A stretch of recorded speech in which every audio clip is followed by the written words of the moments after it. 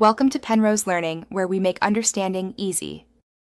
In this video, I will explain how to make beef haleem. First, let's prepare our grains. You'll want to soak a combination of lentils, wheat, and barley overnight.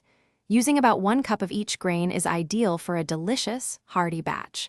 Soaking helps the grains soften, ensuring they cook perfectly and blend smoothly into the haleem's rich texture. This crucial first step sets the foundation for an authentic and flavorful dish, making the cooking process much easier later on. Next, we'll focus on the beef.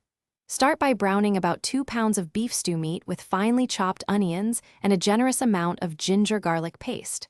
Once browned, incorporate your haleem spice mix, a teaspoon of turmeric and a half teaspoon of red chili powder. Add enough water to cover the meat, then simmer until the beef is incredibly tender, almost falling apart. This slow cooking process infuses the meat with deep flavors and makes it perfect for shredding. Now it's time to bring everything together. Cook your pre-soaked grains until they are extremely soft and have a mushy texture. Once the beef is tender, shred it finely using 2 forks or your hands. Combine the shredded beef with the cooked grains. Using an immersion blender or a potato masher, blend the mixture until it achieves a smooth, thick, and uniform consistency. This blending step is key to haleem's signature texture, ensuring every spoonful is rich and satisfying.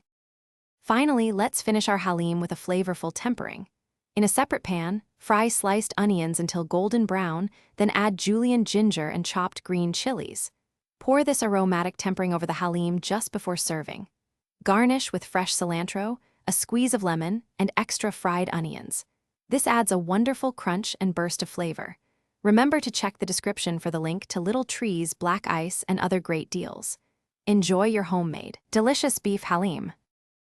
Thanks for watching. If this was helpful, leave a like and consider subscribing. See you next time.